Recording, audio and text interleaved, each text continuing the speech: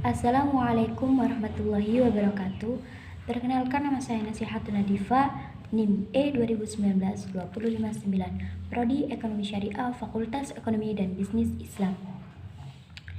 Di sini saya akan mereview kembali materi ekonomi makro Islam yang telah disampaikan oleh dosen kami, Dr. Abdul Wadud Nafis, tentang pengantar ilmu ekonomi makro Islam. Pengertian pengantar ilmu ekonomi makro Islam. Kata ekonomi berasal dari bahasa Yunani yang terdiri dari dua kata, yaitu aikos dan nomos. Aikos mempunyai arti rumah dan nomos mempunyai arti tatanan, peraturan, dan hukum. Jika keduanya digabungkan menjadi ekonomos atau ekonomi adalah suatu sistem pengelolaan manajemen rumah tangga atau sistem pengelolaan administrasi. Sistem pengelolaan manajemen rumah tangga dibagi menjadi dua, yaitu rumah tangga individu dan rumah tangga perusahaan. Rumah tangga perusahaan adalah rumah tangga ekonomi yang melakukan kegiatan produksi barang dan jasa. Contoh seperti pabrik sepatu, pabrik baju, dan lain sebagainya.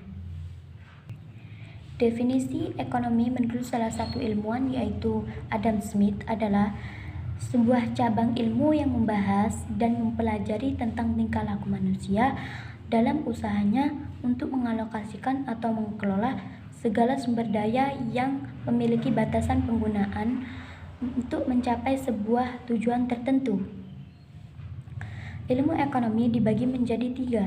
Yang pertama, ilmu ekonomi deskriptif, yang kedua, ilmu ekonomi terapan, dan yang ketiga, ilmu ekonomi teori. Ilmu ekonomi deskriptif adalah kajian yang memaparkan secara apa adanya suatu daerah atau suatu negara dalam masa tertentu. Dan yang kedua, ilmu ekonomi terapan. Ilmu ekonomi terapan adalah cabang ilmu ekonomi yang membahas secara khusus tentang penerapan teori dalam rumah tangga produksi. Misalnya, ekonomi perusahaan, ekonomi moneter, dan lain-lain sebagainya.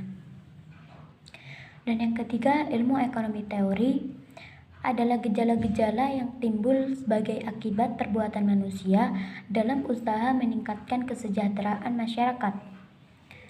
Ekonomi teori ini dibagi menjadi dua. Yang pertama, ekonomi mikro, dan yang kedua, ekonomi makro. Ekonomi mikro adalah ilmu yang mempelajari tentang perilaku konsumen dan perusahaan serta penentuan harga barang di pasar. Ekonomi mikro juga mempelajari mengenai bagian-bagian kecil dari keseluruhan kegiatan perekonomian seperti penawaran, permintaan, dan harga barang dan jasa. Ekonomi makro. Ekonomi makro adalah ilmu yang mempelajari secara keseluruhan, artinya ilmu yang menjelaskan perubahan ekonomi yang mempengaruhi banyaknya masyarakat, perusahaan, dan pasar. Ekonomi makro juga ilmu yang mempelajari totalitas dan keseluruhan masalah-masalah dalam kegiatan perekonomian.